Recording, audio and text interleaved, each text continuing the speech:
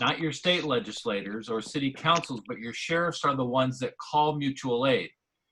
And I sent Lori some information earlier. I don't know if anybody has seen KPBS reporting today that in fact the San Diego sheriff has in fact requested and has been using federal agents from CBP in San Diego to provide less lethal munitions, which is the beanbag rounds and the pepper balls, as a result of the recent protests. So it's already occurring in San Diego County.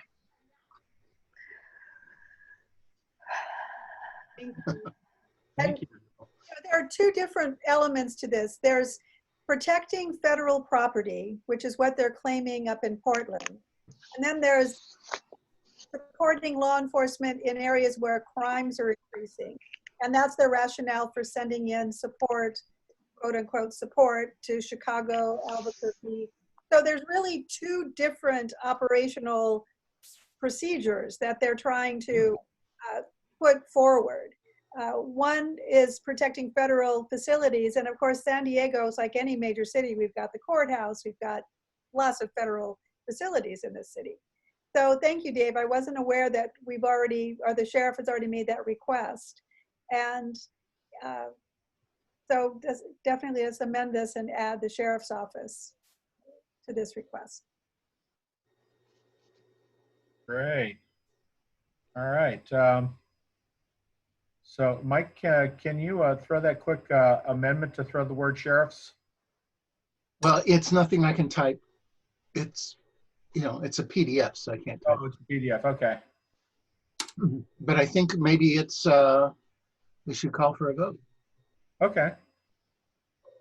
So at this point, using your buttons on your participants tab, there's a yes and a no. If you're in favor, vote yes. And if you're not in favor, vote no. And if you have no vote, you can just leave yourself blank.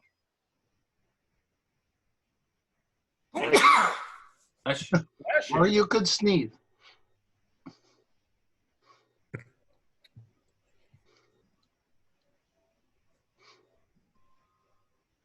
Okay, Colleen is giving us a yes with a thumbs up.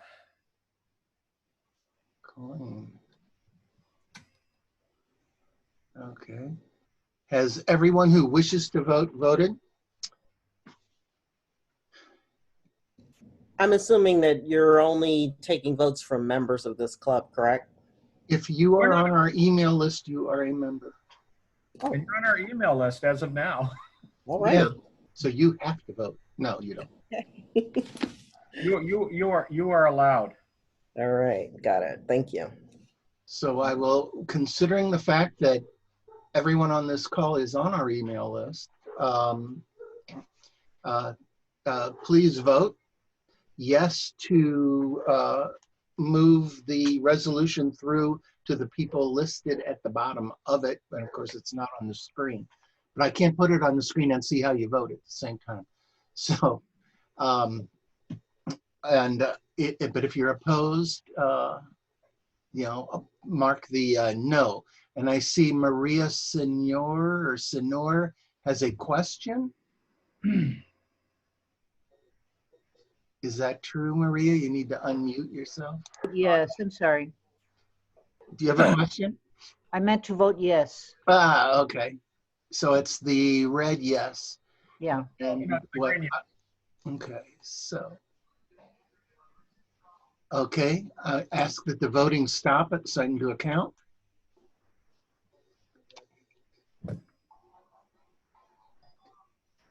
We have 13 yes. 13 yes and 14 yes. No, 13, yeah.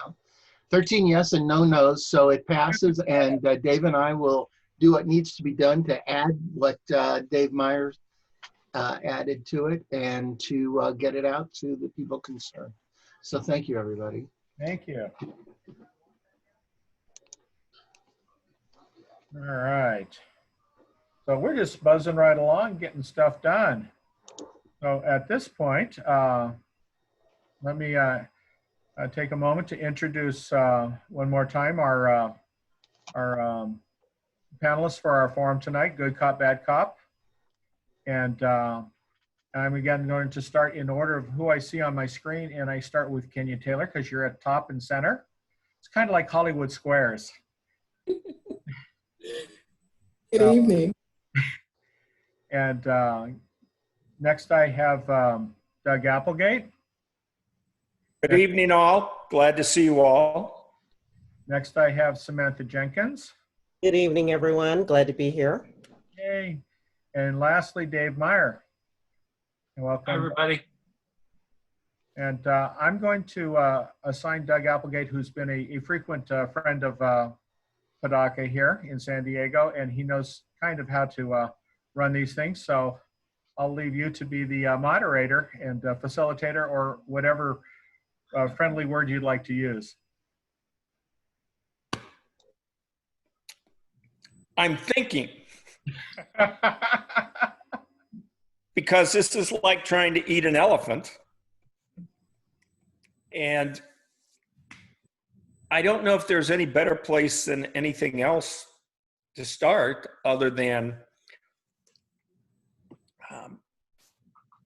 probably just talk about what's the first step to try to change course with American law enforcement.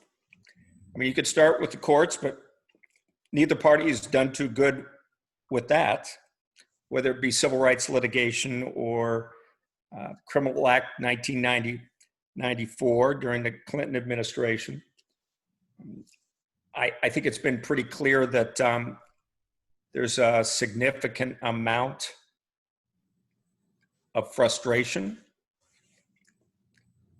But I've seen it before, in around 68 when I was only 15, and it always seems to dissipate. I certainly hope that this doesn't. And I'd like to think that it might depend upon where we do start.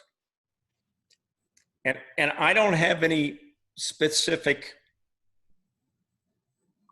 course that might yield better benefits than anything else, other than the thing that I would throw out is something needs to be done on the order of what was done in South Africa with the immunity court system that they set up with the end of the apartheid government, that gave people a platform to gain immunity for crimes, and also allow the general population to have a catharsis over what they had been through. It's really frustrating because I tried my first civil rights case before the Rodney King incident, and it really doesn't seem like it's changed at all in those closing in on 40 years. So with this group in particular, I rather than being a moderator, I'd really like to hear other people's thoughts and not necessarily focus on what may be wrong or right, but whatever thoughts people do have, everybody can try to contribute to making that pathway of change better. Does somebody jump in? Because quite frankly, I was hoping I wouldn't be the moderator, because I'm going to be honest with you. I no longer, after being in the Marine Corps since 1974, I no longer believe in kinetic solutions practically at any level other than just in the face of an existential threat. And I haven't gotten a lot more hopeful with respect to civil rights litigations and the courts ever being a great leveler, because the institutions are not accomplishing anything. They cannot fix themselves. All right, let's bounce this over to Samantha. I was going to say, I just came into this meeting rolling right out of another meeting interestingly enough, a white fragility book club that's being facilitated by a friend of mine for members of the community. And we were talking about, as one of our topics this evening, you know, whether this is a moment, whether it's a movement, and, you know, how the Black community in particular feels about this moment in time. And, you know, there was discussion within the group about how the white members of the group were feeling like, you know, this is really different. Things are going to change, and feeling really hopeful. And then the Black members of the group were like, okay, but we're, you know, reserving judgment and observing the climate and the action in the climate. So I think that's kind of the place that maybe a lot of people in the Black community are at, a little bit similar to what Colonel Applegate just said, having maybe been involved in this work for a number of years. But I think it's definitely an opportunity for those of us in the community who care about these issues to capitalize on the attention and the momentum of the moment. All right, let's go up to Kenya. Hi, good evening. I'm going to talk to you this evening, and thank you so much, Mike, as well as David, for inviting me this evening. I'm going to talk to you as the mother of 23-year-old Black male sons, but also I have a background as a licensed marriage and family therapist. Now, when it comes to anything that could jeopardize the life of my babies, even though they're grown, they're still my babies. It's important that we have changes because, as we know, the police in this country started as a slave patrol. I think the number one thing is to acknowledge that there is a problem. Without that happening, we're not going to get a whole lot of changes. But at the same time, I mentioned my background in mental health. Unfortunately, there's a lot of dysfunction out there. We're not going to change everybody. But what I think we need are more bold leaders who will step up, run for office, run for our DA, run for our sheriff, make sure we have people engaged at all levels. It's time for justice. It's time for change. You can't be a little free. You're either free or you're not. You can't have a little bit of justice. It's either justice or it's not. But we need that bold, courageous leadership that's going to say enough is enough. We can't have people, in my opinion, taking money from the same people that are exploiting us. I'm very open about that. A lot of people don't want to hear it. It's not always popular, but I'm not trying to be popular. I'm about doing the right thing. And so, number one, engagement, getting people involved, getting diverse groups involved, diverse teams. People are at different levels. What we talk about in these meetings when we go door to door talking to community members or friends or family, they have no idea some of the things we talked about tonight. But also educating people. You know, it's important to energize our community. We need action though. We can't just talk about it, we have to be about it. And so my thing is to be mindful that we're all in different stages in engagement, involvement, and sometimes we have to take a step back and evaluate what's working for us and what's not. I'm about solutions for success. And if what we're doing is not working, we need to do something else, you know. But what I do know as I'm trying to better the life for myself, my family, and others, sometimes if I go in there saying I want to dismantle the system and start from the ground up, some people won't hear anything else that I say. But at the same time, when we talk about the disparities and have the facts, we could build on that to get things done and put people in leadership positions on boards and commissions, hold our electeds accountable or vote them out. Very, very important. And that's all I'll say for now. Thank you. Thank you. And before I introduce our final panelists, I just want to real quick go through and talk about the bona fides for everybody. Colonel Doug Applegate is a lawyer, and he's represented the McNeil family in their pursuit of justice. And he also ran in a district unsuccessfully twice because things happened. I don't, you know, I have a lot of feelings about it, and he should have won because he was my choice, and I did everything I could to get him elected. Kenya Taylor, another wonderful candidate, and she ran for county supervisor in the toughest district, I think, in San Diego. Yes.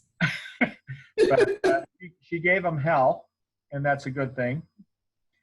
And I know she's not going to step back. I think she's just going to keep pushing that envelope, and she's going to break that glass ceiling and get rid of all that red out of the way. And she's a mental health and social work specialist here in San Diego. And she's been an advocate for mental health here in San Diego. Samantha Jenkins is on the San Diego Democratic Party. She's a voting member within the San Diego County Democratic Party.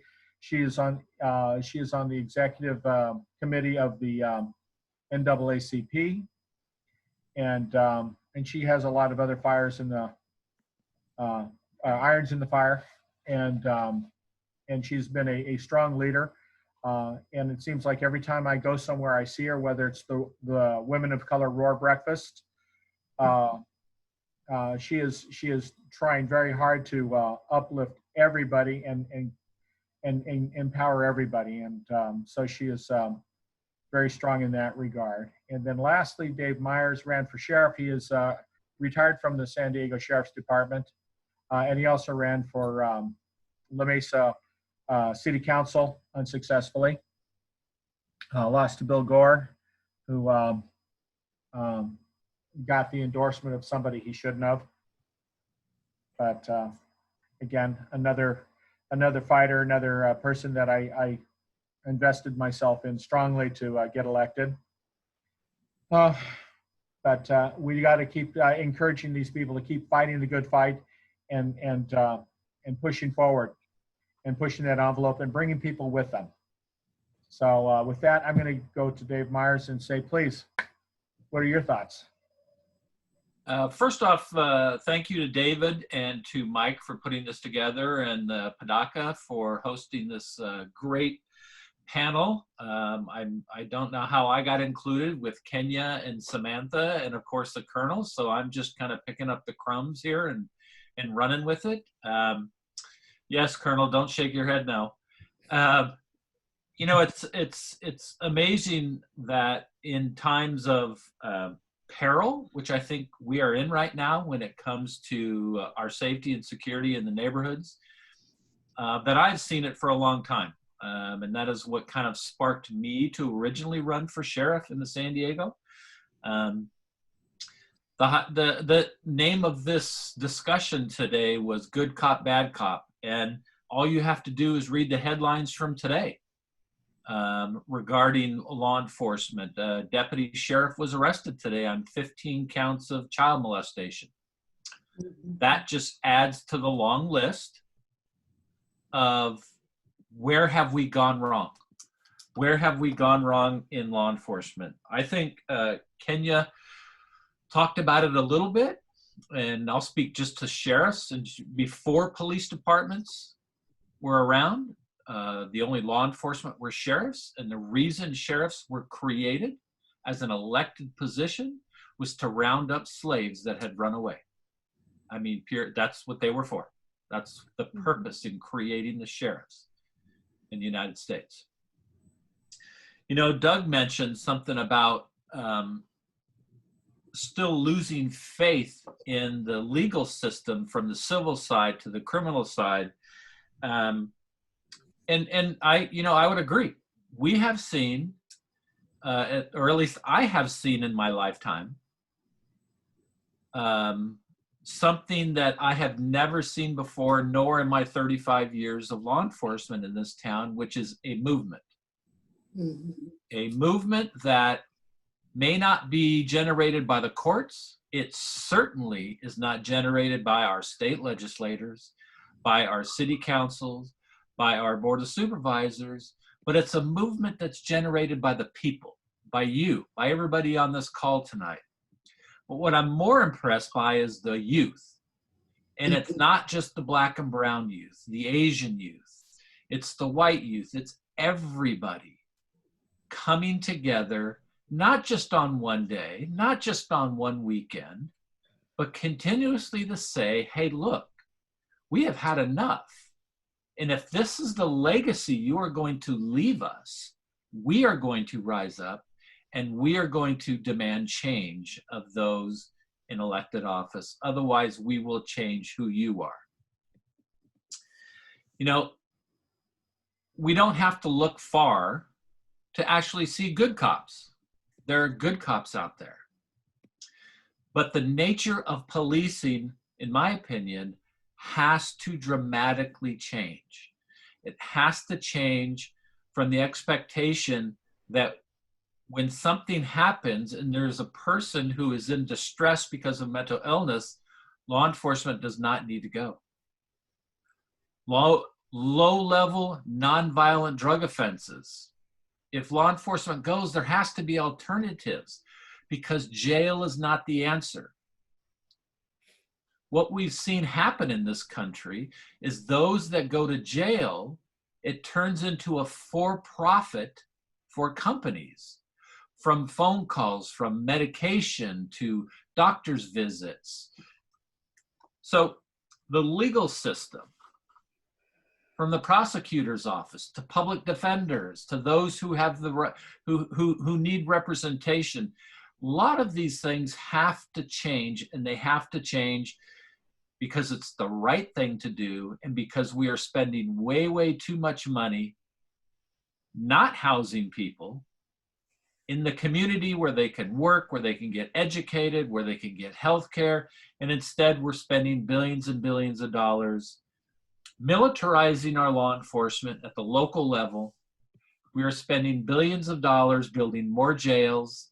We're spending way too much money where we're warehousing individuals when we could be educating them in the community. I'm ready to do it. That's why after the sheriff's election, I retired after 35 years, and I could have wandered off into the community somewhere, but I feel very passionate about the issues of law enforcement and the community and what we can do, and that's why I'm still involved. And I'd love to hear from everybody else and questions or anything like that.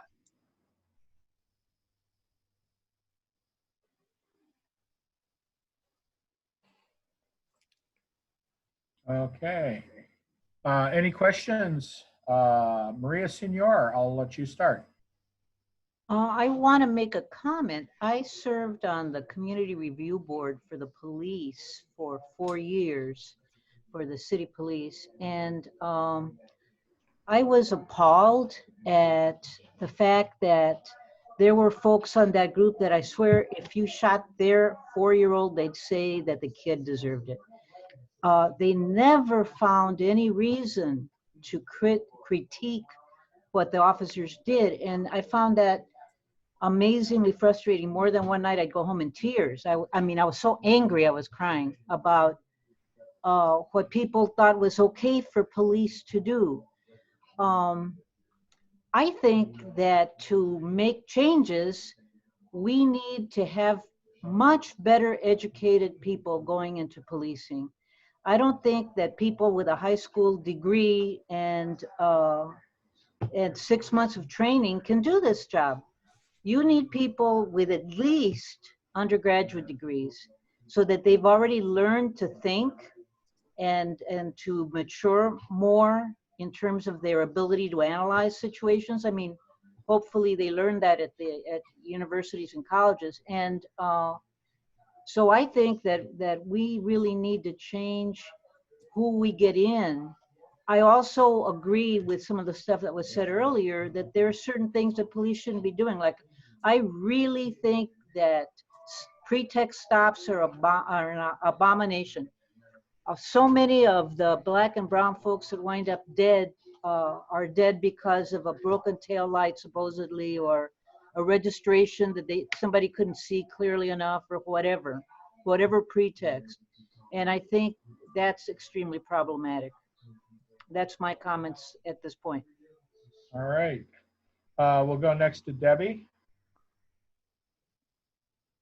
Yeah, I know that Lori Saldana has information online where I could read more about her views and her thoughts. I'm wondering if our other speakers might as well, if I Googled their names on the subjects you spoke of tonight. Well, for me, if you Google my name, you'll see a lot of statements from me. Okay. Thank you. Yes, of course. Well, if you Google my name, I'm not sure what you'll find. I know it'll be something about my campaign, probably. Okay. But, you know, one of the things being in the mental health field, I believe and take very seriously the issue of confidentiality. So a lot of things that I've dealt with, experienced, whether it's with clients, patients, staff, programs, it wouldn't be there because of HIPAA, obviously. But also I do respect confidentiality. But what I believe in is not reinventing the wheel. You know, I've turned to Lori's great work a number of times because I love data. I'm a sociology undergrad. I love the numbers. It's a fact. But also, before going into the MFT program, I was honored to be get accepted in Dr. Senor's CBB program, community-based block over at San Diego State. And the reason I'm mentioning that is because critical thinking is needed. It's so important, and it's something that I think we're missing. I'm not going to get sidetracked with that, but I just wanted to say that because I also believe everything we read, we can't believe, or we shouldn't. We need to go do research for ourselves. But if anybody's interested in talking to me afterwards, getting in communication with me, my email is kenyataylorcares@gmail.com. Thank you. You're welcome. Let's throw it over to Samantha Jenkins. Hi, I'm probably one of the newer people to the San Diego scene who are on the panel. Although I have connected myself to a number of organizations in a relatively brief amount of time, I wanted to kind of respond to something Maria said. I sit as the vice chair on the Citizens Advisory Board on Police and Community Relations. And I would agree with her assessment that sometimes you find that on these boards, I guess we could say diversity of perspectives as it pertains to policing is surprising. So that's something I know that as a commission, as a board, we're always navigating is the different perspectives that the members of our board have on policing. But, you know, one of the things that we're charged with doing as an entity of the city is, you know, determining how we can address the interests and concerns of the community and bring those forward in the form of recommendations to both the mayor and the police department regarding changes in practice and policy. And I've just recently engaged Dave Myers on that very front to come speak to our group about escalation and use of force and to educate us as a board, but also to educate the community via our board on those topics. And so that's something that I know we'll be looking forward to doing. Now, Maria spoke about pretext stops. That is one of the things, I don't know if you all are familiar with our board, but we put together a series of recommendations that went forward to the mayor and the city council in June of last year. and a moratorium on pretext stops was one of the recommendations. And so that is something that we look forward to moving forward in conversation and addressing with the police department in the very near future, because we have the very same concerns about pretext stops and how they are used in policing. You know, we have been told that they are a tool that police use amongst many others. And it's going to be a very interesting conversation to navigate, because there are definitely people in the community, and I believe in the nation at large, who believe that police need to have as many tools in their tool belt, that's a term that we hear a lot on our board, as possible. And unfortunately, those tools often get used against communities of color at a disproportionate rate with the most nefarious of outcomes. Okay. Dave Meyer. You know, there are a couple of folks here, Maria and Samantha touched on it, Kenya, some other questions came up. And I'd just like to make everybody aware of training, law enforcement training, and where law enforcement gets the training, what standards, what metrics are used for law enforcement. And I'm not too sure if a lot of people are aware of the Post Commission, P-O-S-T. It's a California state commission, and every peace officer in the state of California is trained to a post standard. So I know Maria's nodding her head yes. And to the points that Samantha was making about pretextual stops, and believe me, if I had $1 for every time I had heard tools in a toolbox in my 35 years, I'd be on some Bermuda island right now. But I think that's where a lot of very, very positive change can happen for every single law enforcement officer in the state of California. Because you can set a standard, and the standard could be defining pretextual stops, and then you have to train, then the departments have to train to that standard. You can define use of force, you can define what the tools are and when to use them. AB 392 by Assemblymember Shirley Weber, which added some language to use of force in deadly encounters. We have situations now where we have seen, because of protests, law enforcement use what's called less than lethal force, which are your pepper balls and your beanbag rounds, which beanbag rounds can kill, just so we're clear. They can kill people. There are all kinds of what's called less lethal tools that law enforcement uses, which they aren't properly trained to, or maybe they have seen it once in their careers, but then they don't see it for another 5 or 10 years, and then all of a sudden something happens and they have to bring this out of their toolbox to use, and they're not familiar with it because we lose that edge when it comes to training and when to train. So just be aware of and start becoming familiar with Post. And Post right now is made up of 13 members appointed by the governor, and 11 of the members are law enforcement. That has to be completely rethought to where a majority of the members for Post, in my opinion, should be community members, and the commission can never be chaired by a law enforcement person. Okay, great. Can I add something to that, please? I just wanted to say, as a mental health provider, one of the things we're required to do annually, if we were working with a contractor with the county, is to have at least 6 hours of cultural competence training. In addition to that, somebody mentioned CEUs or other training opportunities. But one of the things I talked with the San Diego police chief about was implicit biases. Because I know as a therapist, if somebody walks into my office and I have some sort of negative response, I need to communicate with colleagues, other people regarding what's going on so I don't provide harm to anybody.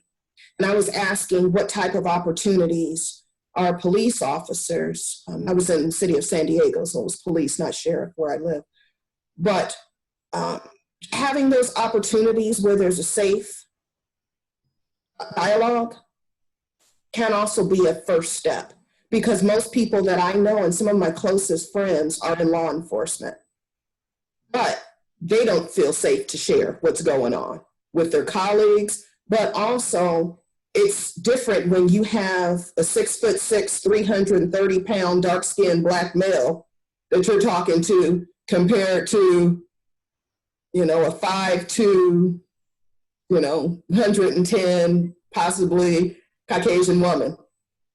Everybody doesn't see those two people the same. And so it's important for us to acknowledge that there are issues that are there, and we need to talk about them, because everybody has experienced a bias at some point in time.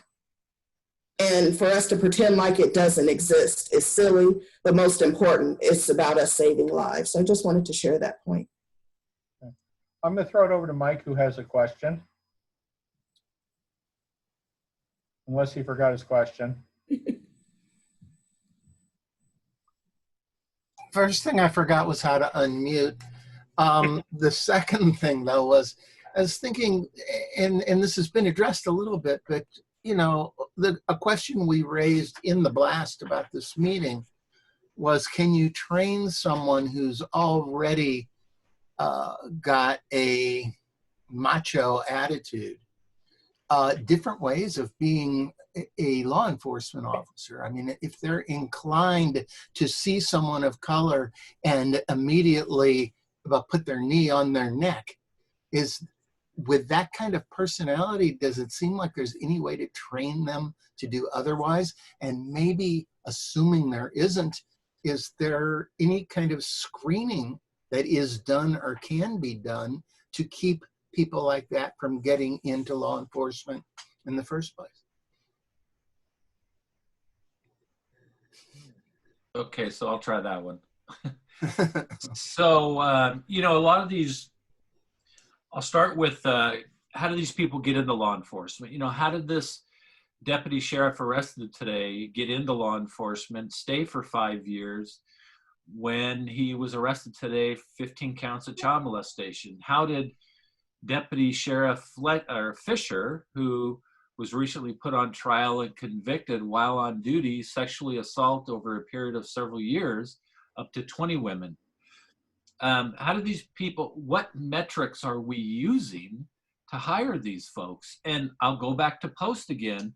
Post sets the minimum standards that these policing agencies use to allow these individuals to get hired.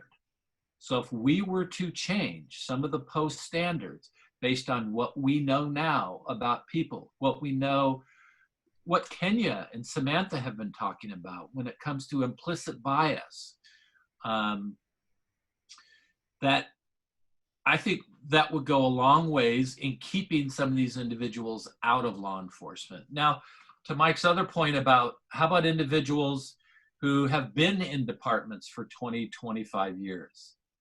So again, I'll go back to Post. If you change the Post standards, which are new metrics to measure a successful law enforcement officer in the state of California, if those individuals don't change to adapt to those new standards, then those agencies can get rid of those individuals. So it's you know, we talk about to cut hair in the state of California, you have to be licensed. To do nails in the state of California, you have to be licensed. Post is the entity that licenses or certifies peace officers. If I, as a peace officer, am not Post certified, I cannot carry a gun, I cannot work the streets or the jails. So it's a process that if we could really get our hands around post and the new metrics and the new expectations, to Mike's point, that would go a long ways in weeding out those individuals that are in law enforcement for the wrong reasons. Okay, I'm going to jump in here with kind of a couple observations. I'm an X-ray tech, and I have to do my prescribed amount of CEUs. I have to do CEUs for the state and for a national organization. And the state of California allows as a much more stringent requirement for the quality of my CEUs, including that I have to do fluoroscopy units, et cetera, to be certified. And the thing I know is that the requirements that are set by the state and by the national organizations are they're set by a group of individuals, and it's a board that has 4 educators in the radiologic health branch. You have 4 radiologists that are ACR certified, American College of Radiologists. And then you have, for each modality, you have 4 techs who get appointed by lottery. You put your name in and then you get appointed to it.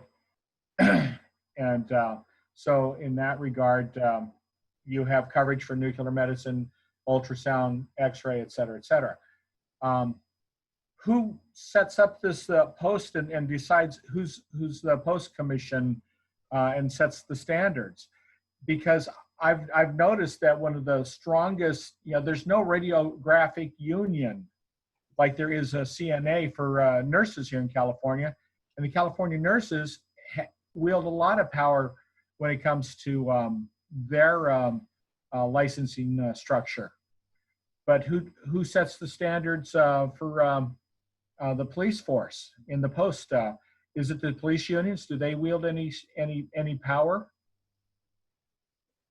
Yeah, so to your question, David, it's the post commissioners, the 13 post commissioners, and I'll post a link to the site. You'll be able to see who set the standards. So they are lobbied, they are, just like most other elected officials, and if a majority of them come from law enforcement, that's where their reference is. So if we could change that reference, you could change the standards that Post puts out for every cop in the state of California.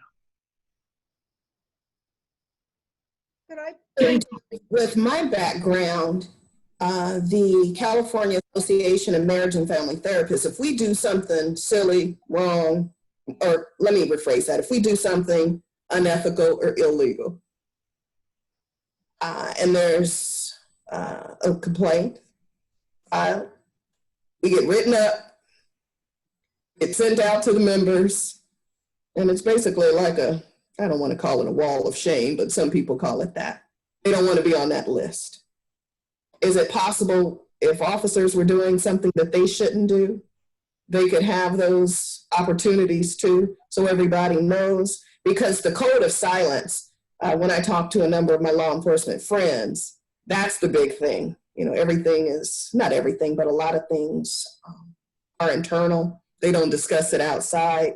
And until the culture shifts regarding speaking up about things that aren't done right, it just doesn't seem like there'll be a whole lot of changes. Well, they also investigate themselves. Right. And so part of that problem is they investigate themselves. Another part is how much money PORAC, which is the state umbrella organization for law enforcement, is channeling into political campaigns, including the California Democratic Party. Deputy sheriffs gave Nathan Fletcher $10,000 in February, and he's the guy who approves their salaries. So we have a lot of problems with how law enforcement is, how they interact with the people who are supposed to be supervising them. And we also have a problem with the Metropolitan Transit System, which doesn't even have post-certified officers, and they're interacting with the public who are most often Black and brown, low income, unsheltered, and these are the people with the lowest level of training. And if we look at Aaliyah Jenkins, who died in police custody, her first contact was at a transit station that led to her death when she was arrested on a warrant for smoking. There was a warrant issued for a young Black woman because she was cited for smoking at a transit station.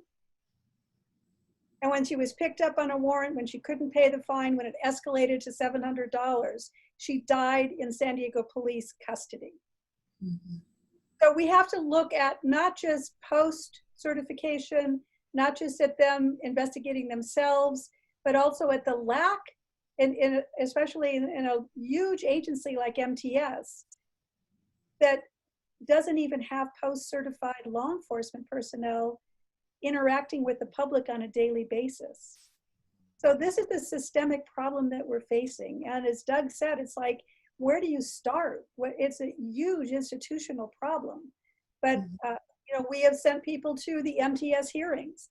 They are starting to respond to that.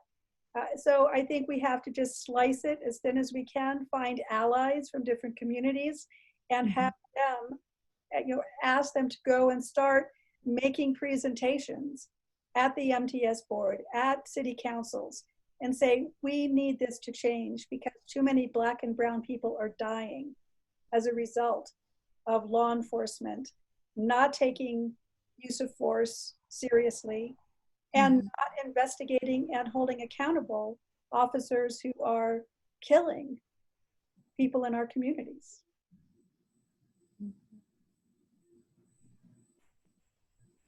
All right, back to Dave Myers.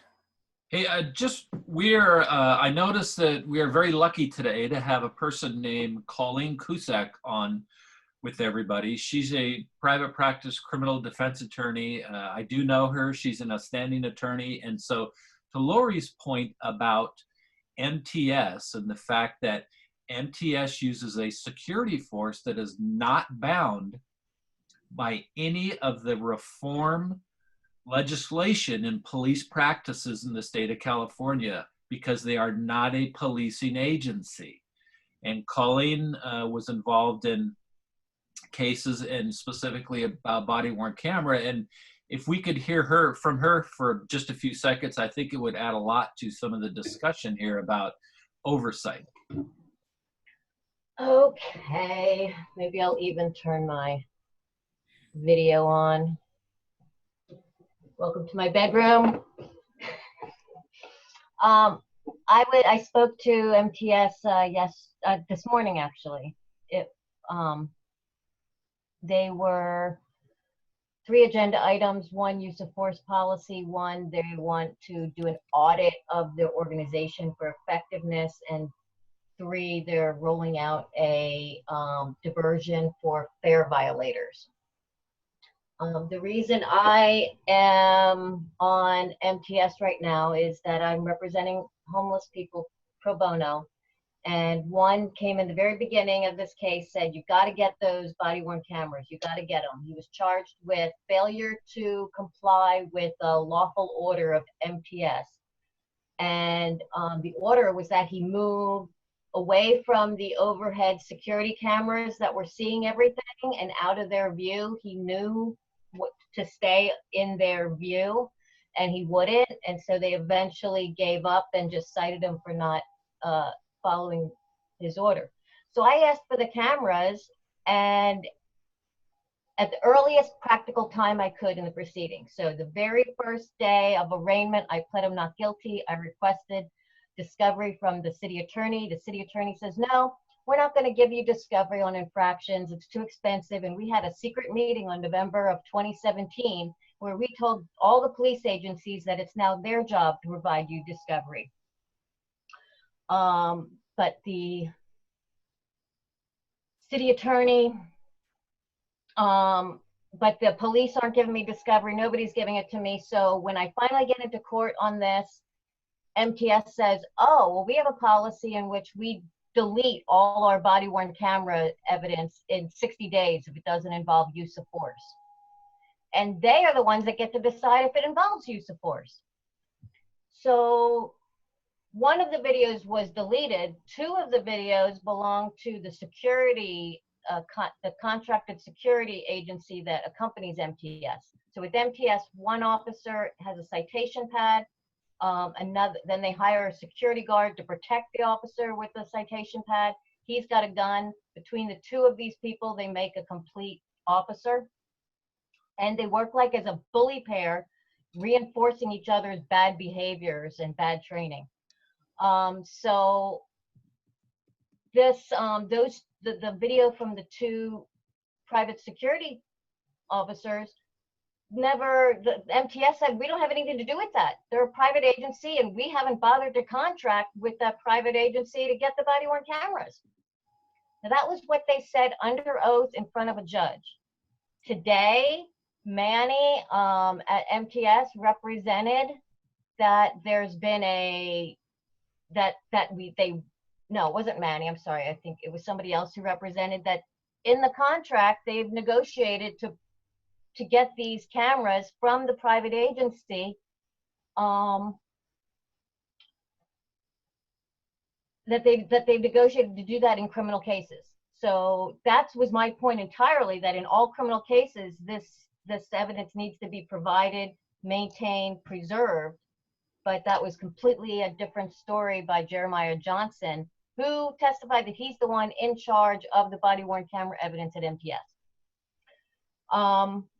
So it's a problem. The use of force policy is a problem because they go on and on about the ability to make arrests for misdemeanors, but most of their arrests are for infractions. There's nothing mentioned in the use of force policy about their ability to use force in infractions. And the case that I'm representing involving use of force was an infraction. So they're not even addressing that. They did say that they were going to revisit the body worn camera policy and maybe bring it up to date. And Lisa Halverstad's going to be coming out with an article exposing how bad their time for preservation is. The second item, which was the audit, I'm really worried about because they're hiring an outside agency to tell them how effective they are in the hopes that they'll deem that they need law enforcement officers on the force and not just the security officer and a code officer. So now we're going to have like a pair of threes. We're going to have the code officer, a police officer, and a guy with a gun. So I think that's going in the wrong direction. And then this diversion program they've planned for fare violators only.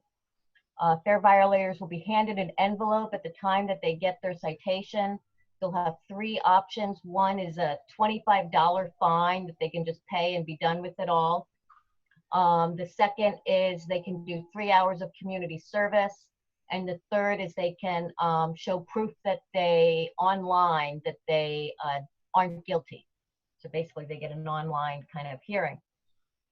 And diversion programs typically are really, really good for guilty people and really, really bad for innocent people. And it does a really good job of hiding bad police conduct because people will just take the $25 or 3 hour out instead of contesting the matter, and nobody's the wiser about all the junk that the MTS officers have been up to.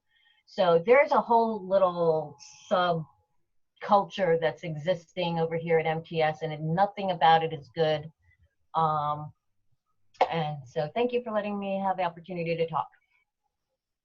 Thank you. And I did write you a little note, Colleen. Oh, okay.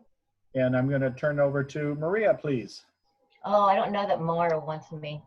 She does. I've been calling Mara out for all the stuff that she is. She's the first city attorney in 28 years of my practice who said that it's not my job to give you discovery and infractions. So it's really, really disappointing how she's running that office and the stuff she's trying to get away with. None of my colleagues are holding her accountable for this stuff. She's gotten endorsements by some major groups, and San Diego is really going to be worse off if we get 4 more years of her. She's a mini Bill Barr. All right. Yeah. All right. So Maria. Well, I'm really disappointed to hear what you just said, Colleen, about Mara Elliott. I was going to make 2 comments, and they sound stupid. At least one of them is going to sound stupid. The first comment is that there's such a thing as a Brady list of officers who have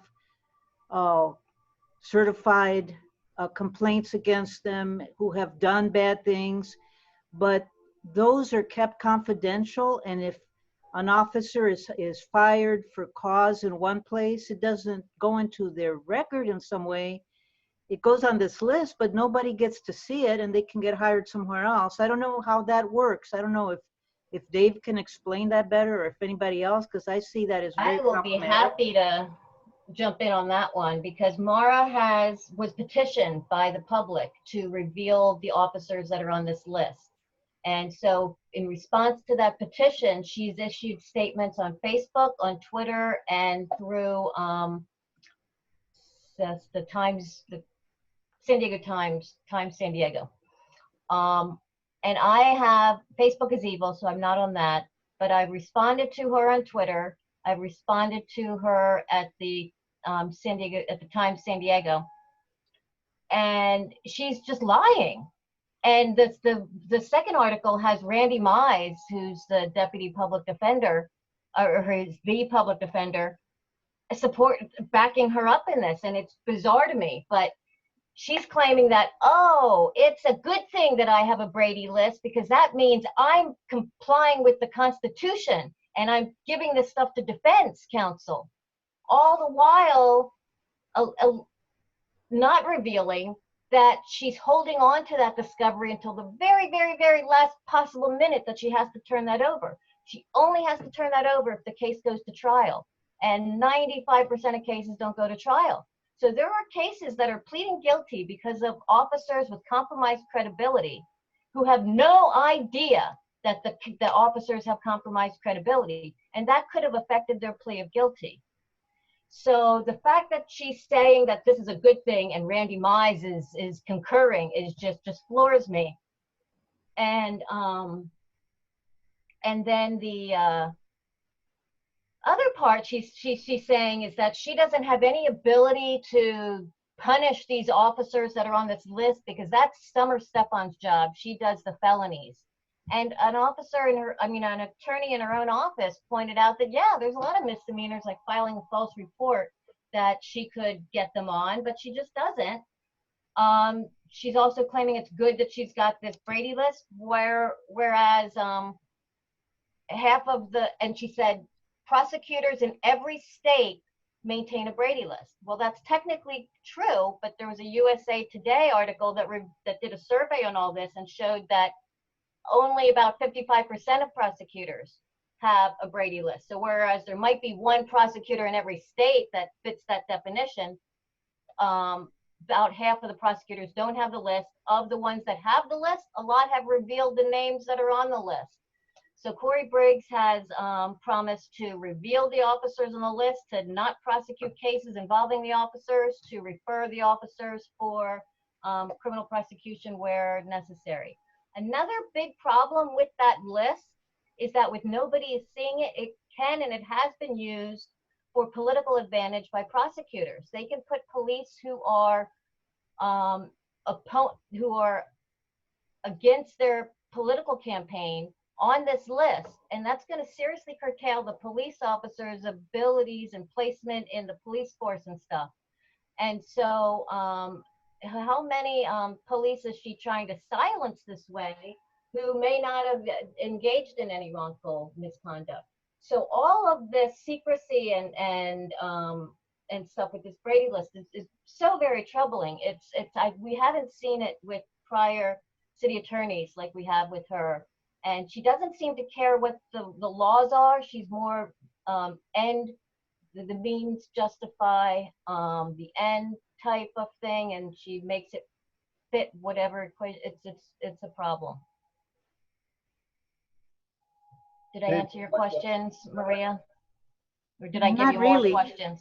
Not really. It wasn't about Mara. I was interested in, I've heard that it's illegal to reveal the names of people on the Brady list. It's That not. it's That's illegal. it's not. Well, okay. So there were protections in place for the police in California, that there are more protections than in other states. Yes. But the police just lost a judgment very recently that she knows about, in which they were said, no, you don't get to keep this information private. And so the tides are turning in that regard. Additionally, she could, as the city attorney, help to change those laws. Instead, she's helping to strengthen those laws. So Maria, to your point about disclosing information, disclosing prior misconduct, which would have landed you on the Brady list, because those are kind of two different things. So if something lands you on the Brady list, you had to have done something, and the assumption is that the department would have conducted an internal investigation.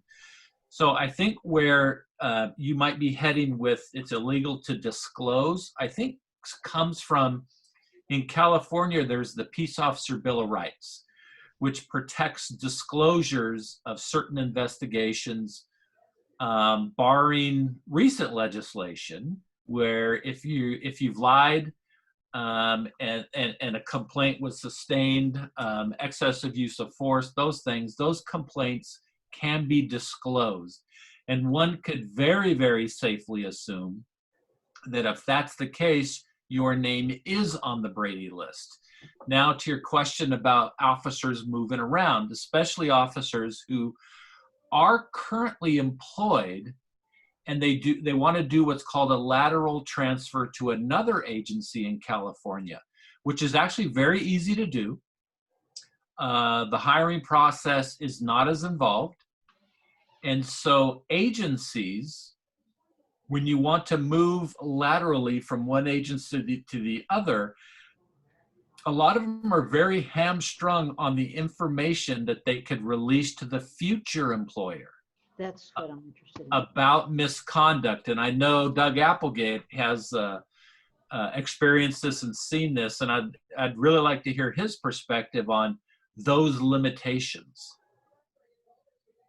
Those limitations, I was waiting for you to explain what I knew we were going to get around to, is how do bad cops move? And part of it is the Police Officers Bill of Rights, and California has one of the most extensive Peace Officers Bill of Rights. Every state in the 50 states have a version of it. And there's been changes to public record requests in the government code that is now in litigation. And it's actually one of the first cases started in San Diego Superior Court. It was filed actually by some PBAs who could be the root of all evil with respect to changing police departments. But setting that aside for a moment, the part of the case was settled by several of the PBAs. There was also a judgment that did not include some of the municipalities. After there was a settlement by the PBAs, Police Benevolent Association, police unions, then the court ruled that the remaining case concerning the municipalities was moot because the people got their records. And so this is going to take, the reason why I'm going through the procedural history is it's going to take a while before it works its way through the courts. And inevitably there's going to be challenges, just like there are in every civil rights case, because when I start to question an officer as a witness or as a named defendant in a civil rights case, after I get his employment history and and explain what a deposition's all about, which they all know because they've spent more time in testifying in courtrooms than I've tried cases in 40 years. I always start asking them, have you ever been the subject of internal affairs investigation? To which the defense attorneys start to do their dance. And they always mention police bill of rights. And it's a case within a case within a case. And a lot of times you don't get to it, not only because of what Colleen was talking about, because there really isn't any punishment system for law enforcement, for screwing with the evidence. It's sort of like, oh, you shouldn't have done that. But, there's not going to be an IA investigation generally for screwing with evidence, unless you're stealing dope or money as a law enforcement officer. But you also don't get a resolution to a lot of the IA stuff because I can ask other questions along the lines of, just tell me whether or not you've ever been on administrative leave with pay or without pay. And then there's a few chips that start falling out. And you have to fish or cut bait whether or not you're really going to spend a lot of time on the actual civil rights violation, or whether or not the peace officer has something he doesn't really want to hide. But I will go back and say, I really wanted to hear what people were saying, with this club about law enforcement and on the micro level. And I intentionally waited because Dave and I talk a lot. I consider him a good friend and someone who is the most transparent law enforcement officer I've ever seen. And as far as I'm concerned, that's really, you work in that type of field. That's the highest honor I think you can say to someone, that whether good or bad, pretty or ugly, let people know what really goes on, which rarely happens. And Dave's absolutely right about California Post certified training. That's a place to start. And I'm a strong believer in training because you can train human beings to do just about anything, even to sacrifice themselves for the greater good or for the group. But no matter how good the training is, when they graduate, it then becomes a question about how long it lasts. Because if you go to a bad unit in a bad situation, that's where the locomotive goes off the tracks. And the police unions hold a ton of leverage. So if you have a good chief of police or a sheriff, and I know Dave has specific, not to give away any confidentialities, but I know he has specific experience in how hard it is to get rid of the bad cop. I bet. And that's largely because of the power of the unions. And I'm a strong believer in what happens in the military a lot. If you've got a unit that's not performing, everybody gets relieved and start over with personnel and the command structure. But that doesn't happen in law enforcement. Doug. Yeah. Can the mayor decide that they're not going to hire unionized police? I mean, I believe in unions, but I don't believe in police unions. Well, the short answer, listen, Maria, the short answer is that dog just ain't going to hunt. I mean, but in the alternative, you can, if you're going to reconstitute the police department, and I think defunding, it's nice. I love it in a crowd, but it ain't going to work to get even the people that want to change to go along with that. But it is about changing the funding. And I think the only way that you can change the union situation is to say, we are going to completely reorganize the police department, the sheriff's department, and the unions have to start from scratch. And you limit to what the unions can do. I mean, because, you know, I got to talk about what I know, and there's no unions in the military. Okay, you've got rights, and people lobby for pay changes with Congress, but the disciplinary process, there isn't a real point of leverage for anything other than the command. And I'm not saying that if the command of law enforcement had total control of disciplinary matters and who they could fire would solve everything. But if you have law enforcement superiors who really want to make changes, they got to have the authority to get rid of the bad cops, because I don't believe good cops can strike that. I was going to go to an extreme that I know is wrong. So I don't think it makes it easy for good cops to stick around, one, or to stay good cops, two, or just to survive. And at least at this point in my experience, in my training and experience, which Colleen will recognize that term as something that police officers use to testify as an expert in something that they're unlikely to be an expert in. But my training and experience, the institutions aren't working. And it's tough to be a good cop.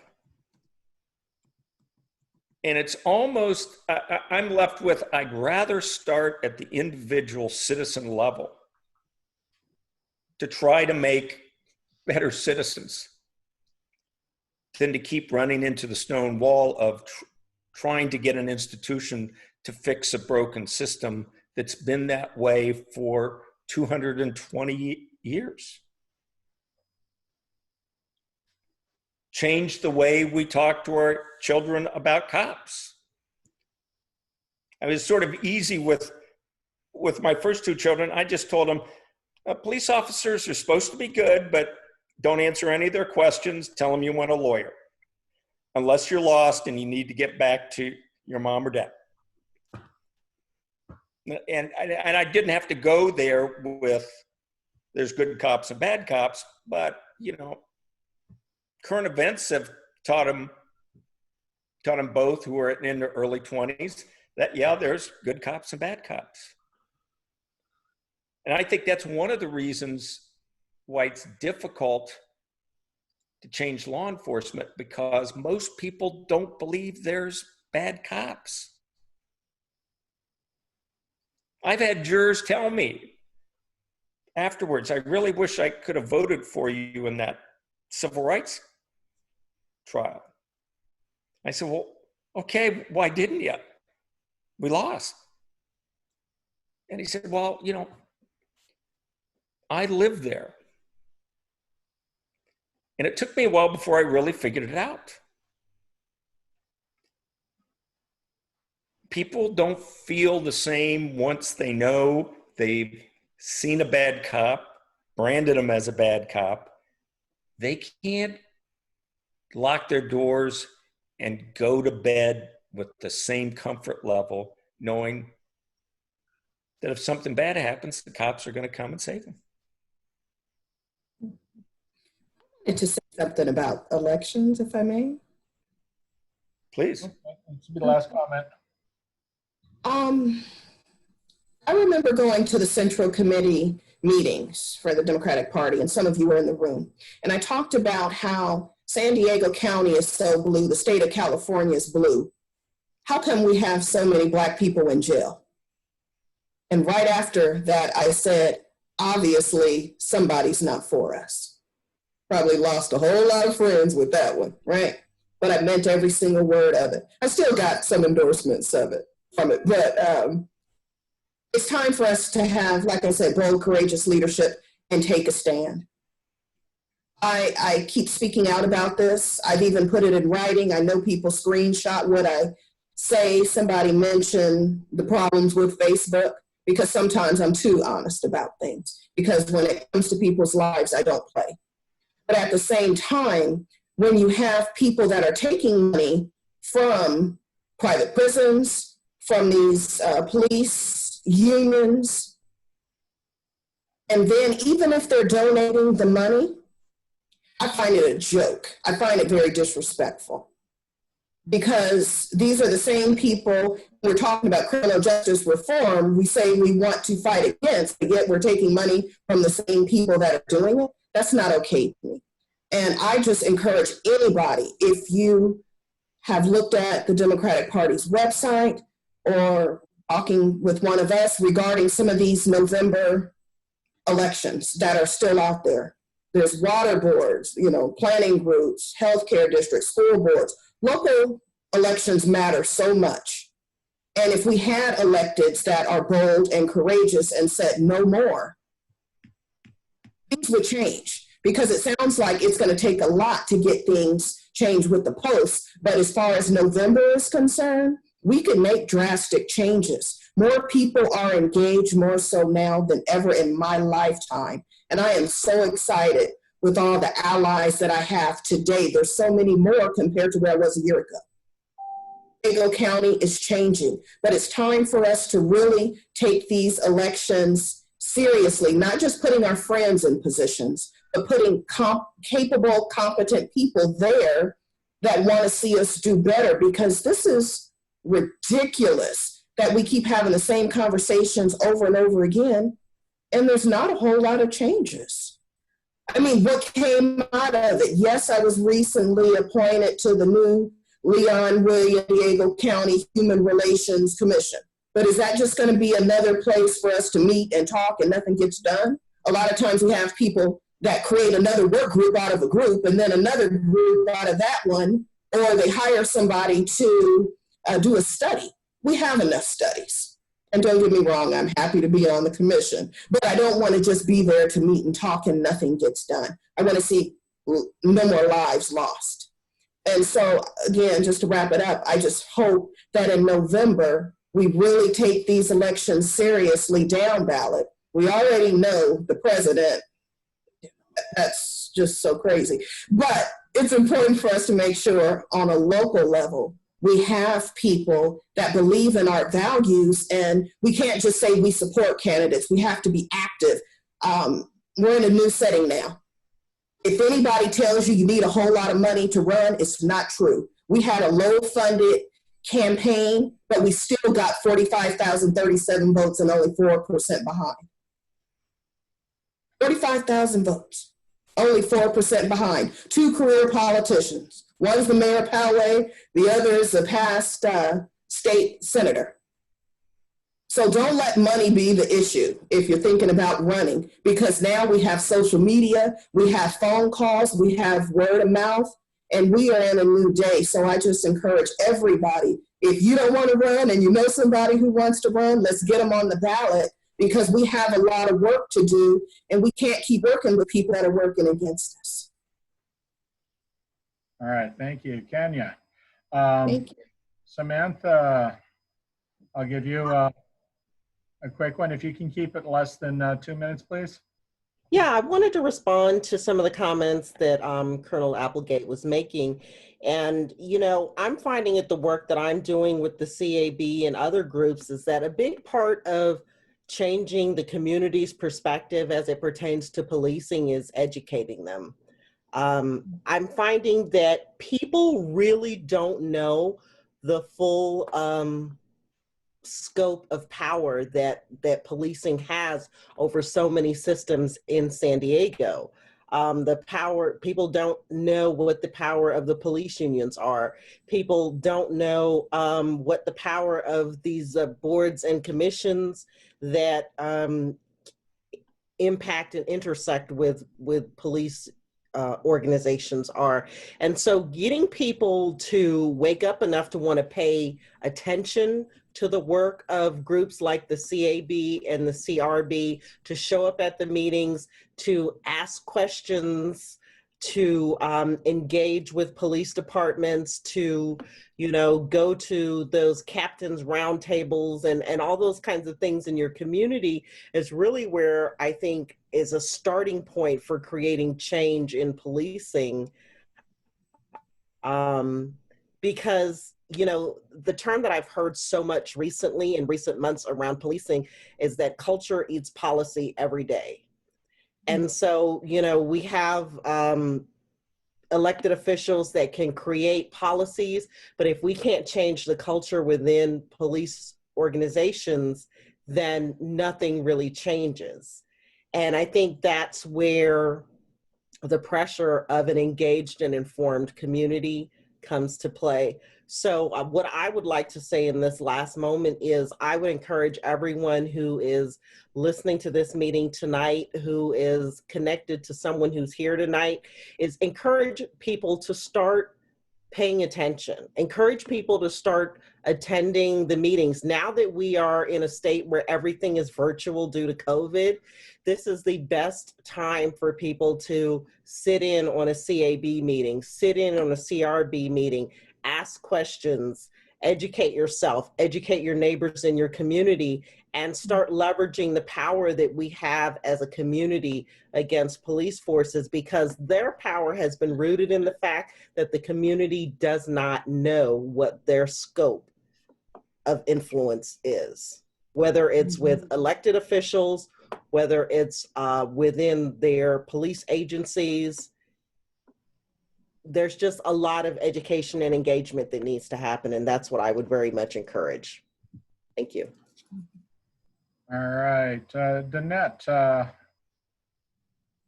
2 minutes. Hey, good evening, everyone. Oh, Kenya, Samantha, yeah. I am actually running for the first time ever, City Council of Orange. Same situation. Yeah, I just had my DPOC interview last night, and one of the questions was, are you going to take money from the POA? I'm like, absolutely not. I am not. I think it should have been dismantled years ago. But I have to tread carefully when I talk about that with the City Council if I get on, because they're very right wing. So there's that whole thing too, trying to get them convinced. But you hit on a perfect point, Samantha, education. A lot of people don't know what's going on. People don't vote down ballot, especially in a presidential election year. We're going to have a real struggle on our hands in terms of getting people to engage and vote down ballot. But it's so important, because that's where everything springs from, is your local communities.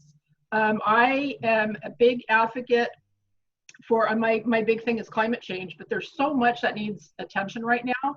And I can't agree with you enough on that. I think we need to educate the voters. I'm going to have town halls on all of this stuff and bring in subject matter experts. If I don't know it, I'm going to bring them in. I'm going to learn something. Everyone's going to learn something. I think if you engage people and you're passionate about it, we have to change stuff. It's not worked for a long time for way too many people.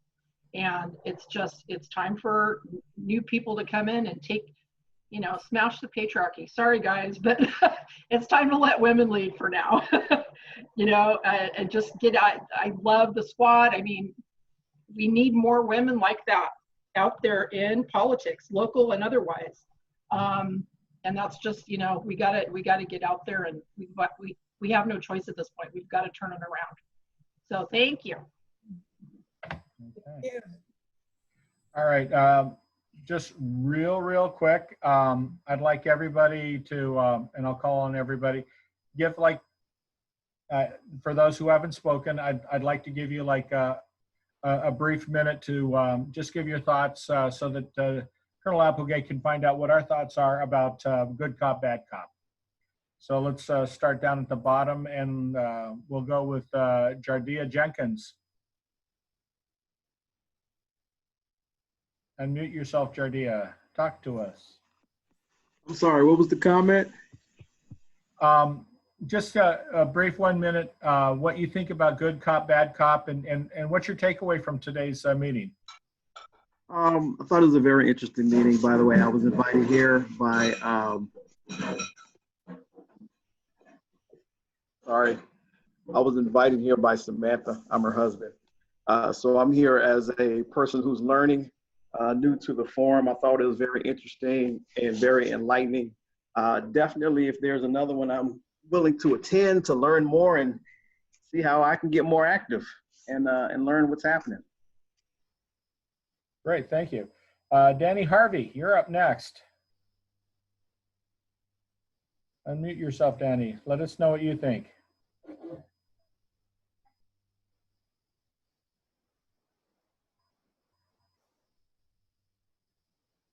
Danny going once.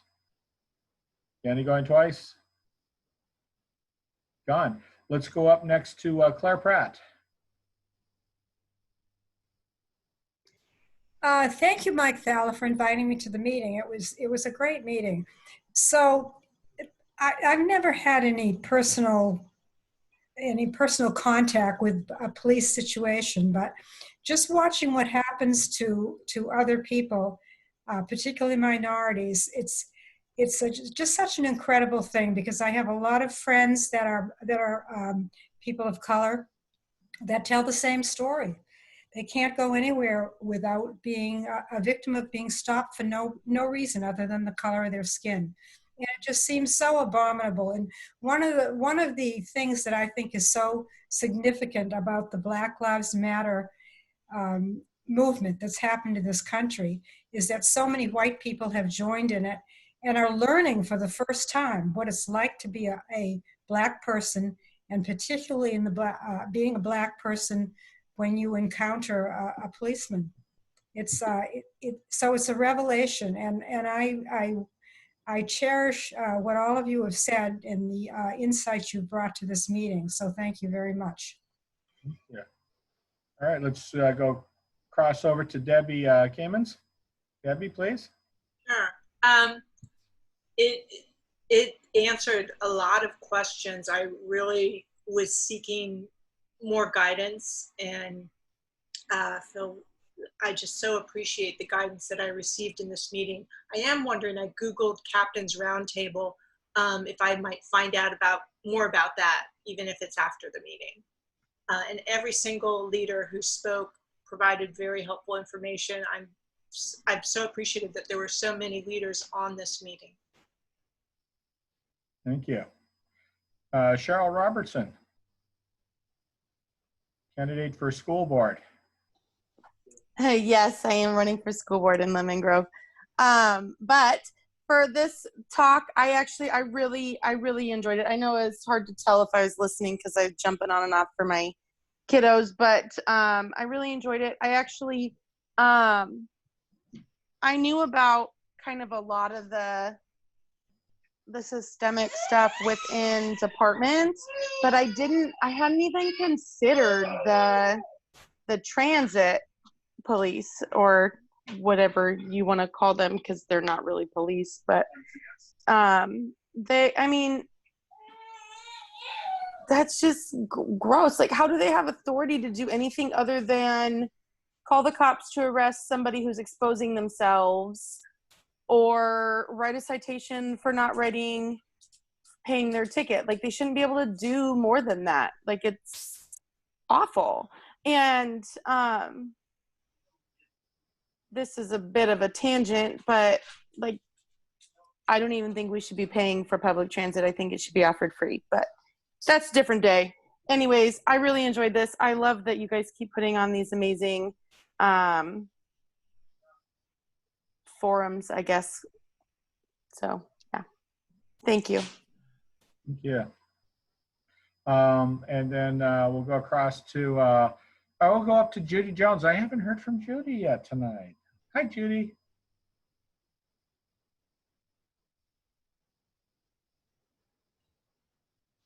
Okay.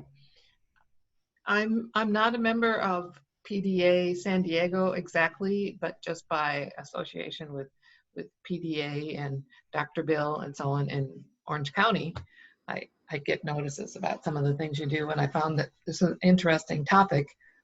I am somewhat amazed when I talk to people, mostly white people, that they do not even know the systemic racism that exists. And I think this is a very good thing that's happening, that they're learning about it. But I found when I'm listening to the people in this conversation, in this group, that you all know so much more of the detail and the nitty gritty than I do. I mean, I was an IT person and not a legal of any kind person. So I do appreciate what you have said, and if you have any suggestions for what organization to learn most about, I think like that post is a great start for us to tell our governor and people we want the community to be involved in that. But if there's any other, particular way to start, and also to just get your neighbors to think about this stuff, and like people were saying, vote down ballot. The more you know about what sheriffs do and what DAs do in your county, the better off people will be. Great. All right. So let's see. Mike's been silent for quite a while. So let's ask Mike. What do you think? 1 minute. This Mike? Yeah, Mike. Oh, hi. No, I've been awake the whole time. No, this was a really good meeting. I learned a lot, and I had some questions going in that this meeting eclipsed in importance. So, as I say, I think we all got the opportunity this evening to get some insight that we really haven't had much opportunity to get. So thanks everyone for joining in the conversation. Right. Maria? Well, I think I've already said a lot. I think policing needs reforming. There we go. That says it all. Colleen?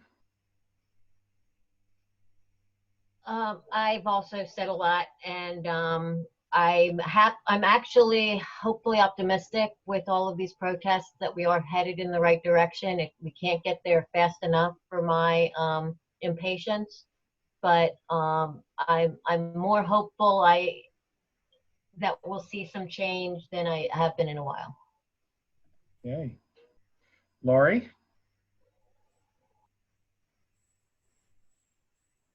Well, as I mentioned, if we don't change the systems, and that includes our own Democratic Party system, we're going to continue to have the same results. And I think it starts with this club, that we need to start addressing this at the party level and say that, if our state legislators are the ones who are supposed to have oversight of police officers, and instead they are relying on them for hundreds of thousands of dollars for operational expenses to be funneled into the party from elected officials around the state of California, we're not going to see a change in the structure. So I know that the resolution I brought forward had to do with federal law enforcement response, but the more I listen to the speakers and consider really what we're dealing with at the local level that comes from the state rules, we need to have a serious conversation with our state party about how much they rely on funding from law enforcement in the state of California. Thank you, Art, for participating. Thank you. And thanks for all your comments too, Lori.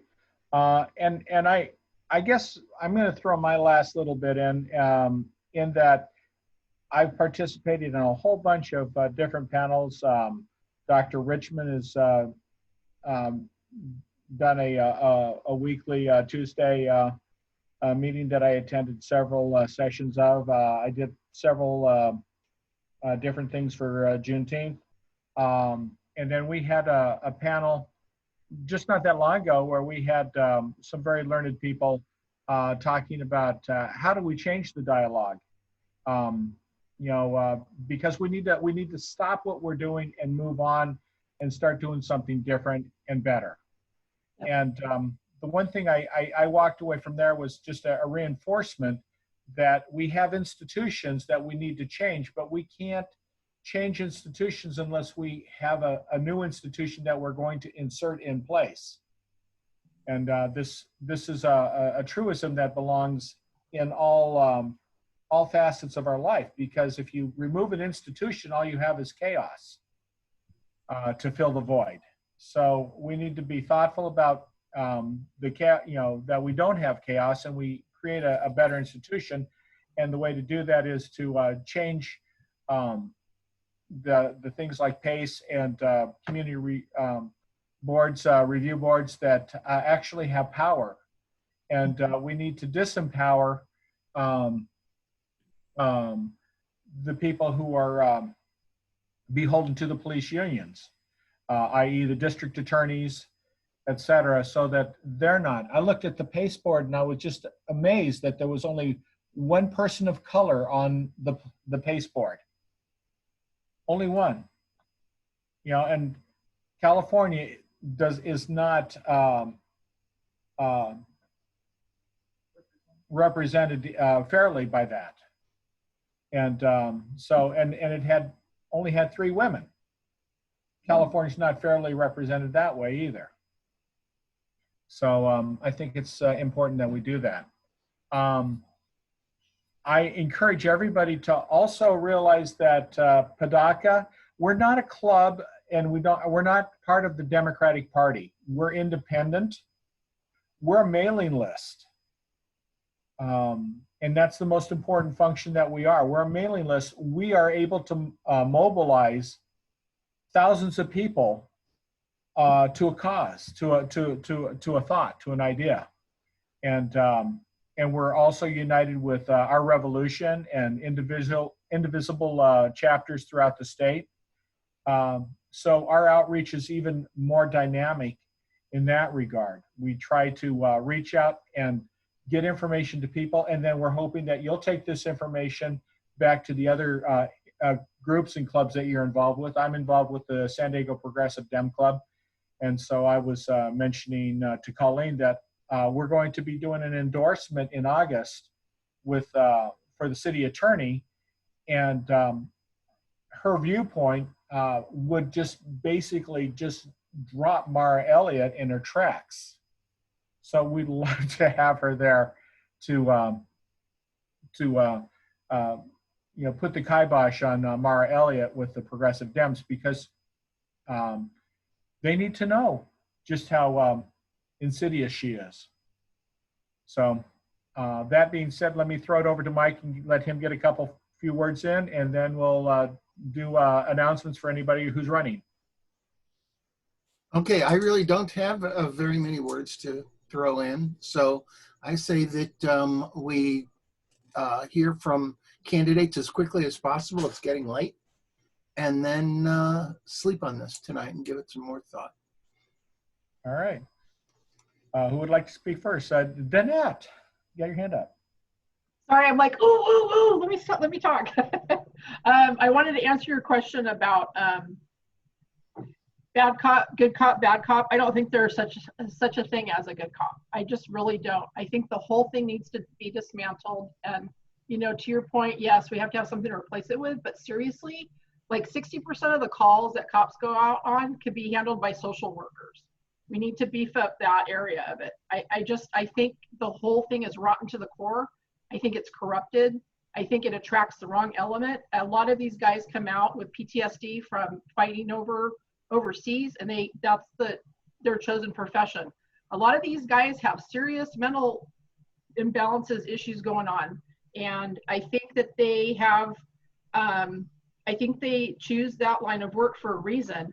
And I just don't think it can be fixed. I think it's so ingrained, the culture, and it's so toxic. I just don't see how. I really don't. I think it's way too corrupt, and We need to come up with something else. I don't see it happening. That's my 2 cents. All right. Candidates, any other candidates want to speak? Cheryl, you want to speak to your candidacy? Sure, yes, thank you. So my name is Cheryl Robertson. I've met a good amount of you. So hello to those, and nice to meet you to those that I haven't met. I am running for school board in Lemon Grove. Lemon Grove is a very small school district. It's in East County, and so it feeds into the Grossmont Union High School District. And they've been, I mean, I don't want to just sound like I'm talking shit about the district, but like they've been underservicing kids for years and years, and it's gone on too long. And the board that's there has been, I mean, they're just basically rubber stamping things. Very few things get any pushback. And the district now, I actually just found this out today, the district is, for classified staff, they don't like because they're advocating for pro-union stuff or advocating for reform in the district. They are eliminating their positions and then bringing the position back a few months later with new requirements. Like maybe they need a bachelor's degree now and they didn't before, and things like that. And like these are all things that are like perfectly legal, and that's not something that I can necessarily solve. As the legality of that is not necessarily something I can solve as a school board member, but what I can do is refuse to sign off on it. And that's just like one of the many issues. I mean, they're between students with disabilities and ELLs, which are English language learners, those numbers are 40% of the district. And so then we have all these people who are like, oh, we just the test scores. And so like they want to teach to the test, and like that doesn't work. We need to teach on a growth model, which puts the students' growth and success first, and because then the achievement comes and it follows it. And the district is basically just, I mean, I don't even know like the direction they're trying to go. And their original plan for reopening was I felt so asinine, and I'm so glad they're not opening. And it does sound like they're putting better effort into making the curriculum rigorous, so that's good. But we need to keep pressuring them, and we need to have whole change in the Lemon Grove School District. So I'm Cheryl Robertson, running for school board. I'm sure you're tired of hearing me talk by now, so thank you. Oh yes, and the cops in the schools, I've actually looked into this, and thank you, Colleen. I've looked into this in Lemon Grove because I wasn't sure, because my kids are young and they're just entering school. There are currently no, so Lemon Grove is governed by the Sheriff's Department, not a police department. And currently there are no contracts with the Sheriff's Department. I'm 95% sure. I'm gonna double check and make sure there's no drug dog stuff going on also, because I don't think we need that, especially since it only goes up to middle school. And I don't think it's not gonna do anything anyway. So keeping those contracts out. I'm sorry, David, thank you. Yeah, we got to throw it over to Samantha. I just wanted to say in closing out this evening, thank you so much, group, for inviting me to come speak. And I just want to reiterate these two words, education and engagement. Find out how the police unions in your jurisdiction operate. If you live in the city of San Diego, start attending public safety and livable neighborhood meetings. That's a committee of the city council. Start engaging with boards and commissions that have oversight and engagement with police departments, and encourage your neighbors and friends to do the same.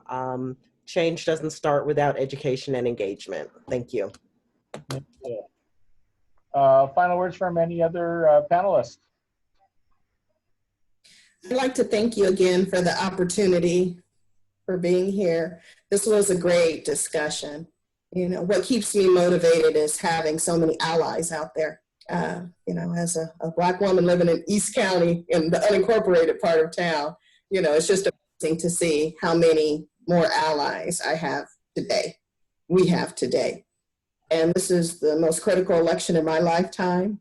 I'm a Gen Xer, and as Samantha was just stating, I started off by talking about engaging the education piece, meeting people where they are. Let's get more people registered to vote. Let's get those NPP voters more engaged as well. It's time for us to, you know, also have some fun with politics. And I'm just so thankful to learn so much here tonight. I believe learning is a lifelong process. And please keep me posted on ways I can help support you as well, because we're in this together. Thank you. Thank you. It Dave was Meyer. great to meet everyone. Thank you so much. And reach out to me too. I'm learning all the time. You know, if I say I know a lot about something, don't believe me. It's constant learning process. So absolutely. Thank you. Thank you so much. It was great to meet you all. Yeah, I was just, I'm just still amazed that I got to be included on a panel with Kenya Taylor and Samantha Jenkins and the infamous Colonel Applegate. I'm just still amazed that they actually allowed me to do it. So I'm just happy to be here, happy to help, and I'm staying involved. There we go. And finally, Doug, you're muted. I just got done with 3 days of depositions in Zoom. You'd think I had this down by now. Hey, to all of you, thanks for the opportunity. It's nice to be able to listen more than you talk. And I've never gotten to do that in any of my chosen professions so far. So it was very enjoyable. And even though I dwell in the dark corners of political thought, and I have my doubts when I can't trust fellow citizens to do simple things like put on a fucking mask. Oh, that's why I've just decided I'm going to work on one citizen at a time, because I think that's where I can at least see change, and that's not to discourage anybody else, or it's not to say that I wouldn't engage in trying to change larger numbers, but I truly hope that we can have more groups like this talking, and bring in new people to educate them, to tell them what the cops are really about, and because that's why I want to reiterate one thing. You don't know how rare Dave Myers is, because to tell the truth about what goes on behind the curtains is just tough to find. And we need more of him. You can always get more lawyers like me, but people that'll pull back the curtain, and people that run for office that are going to pull back the curtain, those are the ones that have true value, whether they get elected or not, because they can speak from their own experiences. They know what they saw, they know what goes on, and that might be the institution of one that really can keep the change going, and I hope we can do that. Thank you. Thanks to all of you. Thank you. So anybody else last call? And then we're going to shut this meeting down and let everybody have a good night. And as I said in my thing, thanks to all of you. You are the progressives who move the story forward. Thanks, Dave. Thank you. All right. Thank you. Have a great evening. Thank you, everyone. Yeah. Good night, everyone. Good night. Good night.